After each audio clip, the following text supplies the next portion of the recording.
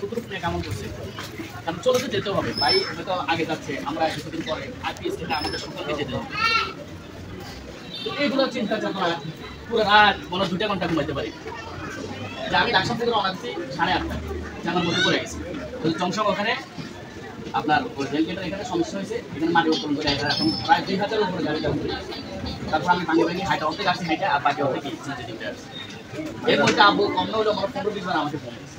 আপনারা সকলে জানেন আমার তো দীর্ঘদিন থেকে আমার অসুস্থ, গত বন্যার সময় আব্বু স্টক করছে। তো আব্বুকে নিয়ে দৌড়াদৌড়ি করতেছে আমার ফোনে, আমার বইনা সাহেব উনিও এখন আব্বাকে নিয়ে ঢাকাতে আসে। আব্বু আমার বলতেছে, আমি বলতেছি আব্বু আমি টেনশন করেন, কারণ আগে মিস করে সবাইকে চলে যেতে হবে। আব্বু বলতেছে বাবা আমি এই লাইভটা দেখার পরে যে মমিনকার কাছে আছে, এটা দেখার পরে আমি আব্বুর ওখানে বাইক নিয়ে এরকম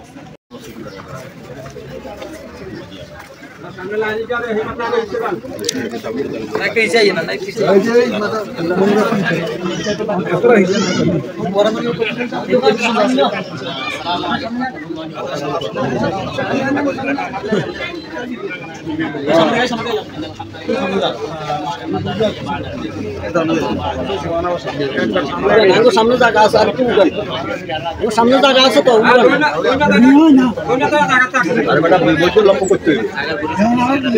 হয়েছিল প্রবাসে 2 মে। তো ওর ছোট ভাই আছে বিনোদন সাধু, পারিবারিক যে বিষয়গুলো ওনার যদি কোনো লেনদেন থাকে এই বিষয়গুলো কথা ছোট ভাই আমাদের সাধু বলবো। আসসালামু আলাইকুম। কি বলবেন বলো তো, আমার কিছু নাই, আমরা তো চাইবে আসলে আমার মেজু ভাই, আমার ভাই নেই, আমার বড় ভাই আর মেজু ভাই আর আমরা বিবাহ, আমরা অনেকেই আমার সমবয়সী অথবা আমার ছোট কেউ জানে না যে আমরা হক ভাই। এইভাবে হক ভাই আসলে না জানালে কথা, কিন্তু আমরা ওই হিসেবে আমরা চলাইটা করি। আমার ভাইকে আলহামদুলিল্লাহ আল্লাহ পাক ওনাকে ব্যস্ত